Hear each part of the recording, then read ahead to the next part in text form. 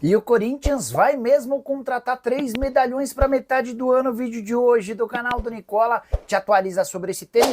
Fala pessoal, tudo bem com vocês? Olha, vamos falar do Corinthians, que tem uma decisão já nesta terça-feira pela Copa Sul-Americana diante do América de Cali. Qual vai ser a escalação? Com muitos desfalques, vai ter chance para alguns do time. Quem vai armar essa equipe?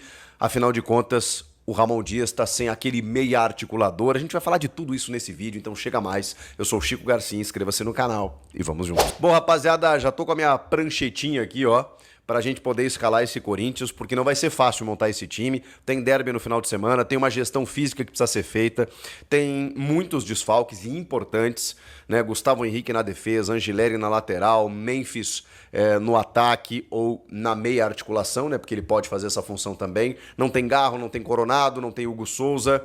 Realmente são desfalques significativos. Alguns jogadores preservados para o final de semana, por conta de traumas no final de semana diante do Vasco da Gama, caso do Memphis e do Coronado, e outros que não voltarão, né? Que é o caso, são os casos, né, de Rodrigo Garro e Hugo Souza, por exemplo. Né? O Angileri pode ser que volte, o Gustavo Henrique da mesma forma. Então a gente vai ter que aguardar durante a semana para saber como fica essa situação. Agora, e contra o América de Cali? Que é um jogo extremamente importante quando a gente fala da vida do Corinthians na Sul-Americana. Perdeu o primeiro jogo contra o Huracan em casa, algo que não estava nos planos, e agora vai ter que buscar ponto fora. Diante do América de Cali, que é o líder do grupo, que venceu o primeiro jogo diante do Racing do Uruguai, que é o segundo colocado no Campeonato Colombiano e que tá numa campanha interessante, né? E que tem o gordito Juan Quinteiro, que foi carrasco do Corinthians pelo Racing da Argentina na Sul-Americana do ano passado. Ele é o engante, ele é o meia armador que chega muito bem no ataque, né, nessa equipe do América de Cali.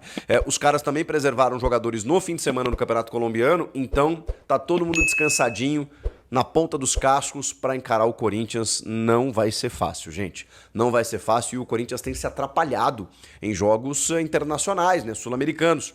Corinthians sobrando no Paulistão, campeão do estadual, chega no Brasileiro, joga com reservas na Bahia, empata, joga com titulares contra o Vasco, passa por cima. Ou seja, aqui tá tudo certo, o Timão tá mandando. Quando pega uma equipe gringa, tem tido dificuldades. Mas no ano passado avançou, chegou até a semifinal da Sula, aliás, nos 2 últimos anos. Chegou até a semifinal de Copa do Brasil também. Então, assim, é uma equipe copeira, né? Só que nessa fase de grupos da Sula, já caiu na Libertadores, veio pra Sula e tá se complicando. Então, precisa arrancar um resultado positivo e, como eu disse e repito, não vai ser simples sair com uma vitória de lá. Vamos lá. Cara, não vai ser fácil escalar essa equipe, tá? Eu tenho uma projeção aqui, e aí vocês podem me ajudar, inclusive, e já quero a opinião de vocês nos comentários aqui, para saber que time o Ramon deve escalar. Tem algumas situações em que não há dúvida, né? Matheus Donelli, na ausência do Hugo Souza, Mateuzinho e Matheus Bidu. Ou, já que o Angileri não tá jogando, vocês acham que ele preserva o Bidu e coloca o Hugo aqui? Acho arriscado. Então, na verdade aqui, eu vou colocar o time que eu colocaria se tivesse, por exemplo, o time em totais condições. Do tipo assim, você vai escalar o que tem de melhor? Então beleza. Então eu vou colocar esse time aqui em campo. Mateuzinho, Matheus Bidu, Ranielli, Carrilho, Breno Bidon, e aí vai ficar essa vaga aqui que a gente já fala a respeito, né? Que é esse meio articulador na ponta do losango, se o Ramon mantiver a mesma escalação, mesma formação tática, aquela coisa toda. Com o Romero e Yuri Alberto no ataque, tá? Essa seria uma escalação, assim, dita ideal e com tudo que tá à disposição, e com todos os desfalques. Não tem muito como fugir disso. Meio de campo, vou repetir, Ranielli, os 3 aqui, né? Ranielli, Carrilho e Bidon.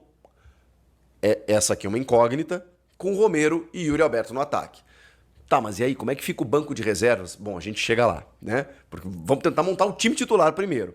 Eu acho que aqui não tem muita dúvida, tá? Ele pode inventar um Hugo no lugar do Bidu. Na defesa aqui, André Ramalho e Félix Torres. Tem muito como fugir disso. Ah, vai dar uma chance pro Kaká. O João Pedro Tchoca.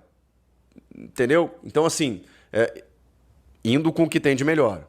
Torres, Ramalho, Mateuzinho, Matheus Bidu, Ranielli, Carrilho, Bidon, Yuri e Romero.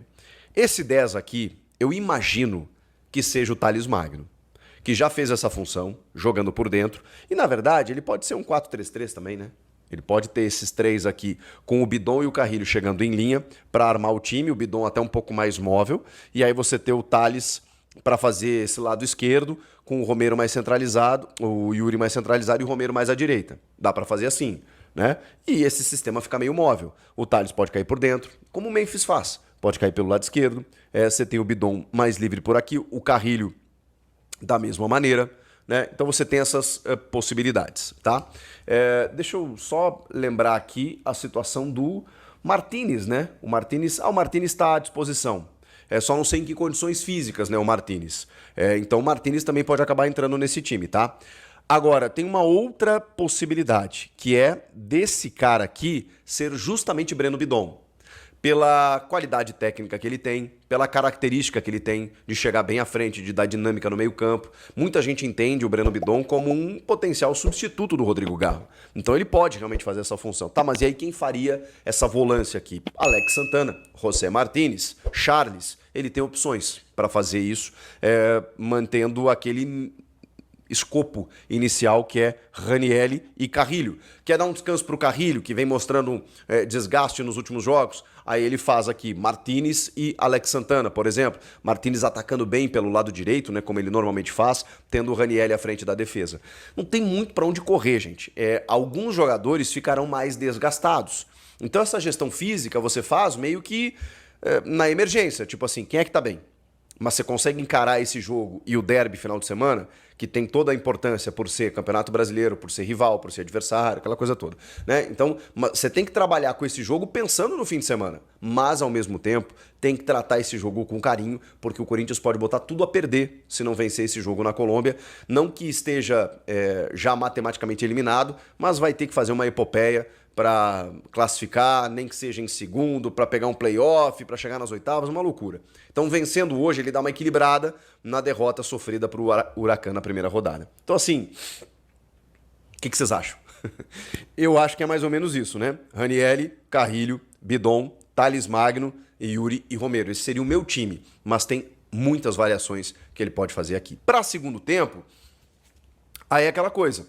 Quem não entrar ali entre os volantes, por exemplo, se não jogar o Alex Santana, provavelmente ele vai entrar. Mesma coisa o José Martínez, tem o Maicon, que está entrando constantemente, né? Está reconquistando aí uma posição para ser pelo menos uma opção. O próprio Charles. Tem o jovem Dieguinho, que eu acho que está no final da fila, né? Que veio do Sub-20. Pelo menos compôs ali a delegação para viajar, né? Ter o primeiro contato ali com o jogo internacional, aquela coisa toda. No ataque, ele tem o Héctor Hernandes, que inclusive marcou gol recentemente, né? E aí, poxa vida, finalmente temos aí o Kaique e o Guinegão, que podem ser alternativas, especialmente o Kaique, cara. Eu queria muito mais ver o Kaique no grupo profissional, ele que foi tão bem, vai tão bem no Sub-20, foi tão bem na Copinha, merecia mais oportunidades, mas o Ramon tá segurando mais, a gente não acompanha os treinamentos, não sabe como é que tá, enfim, mas se ele tá viajando, tá relacionado, diante das dificuldades, o Giovani, por exemplo, não tá.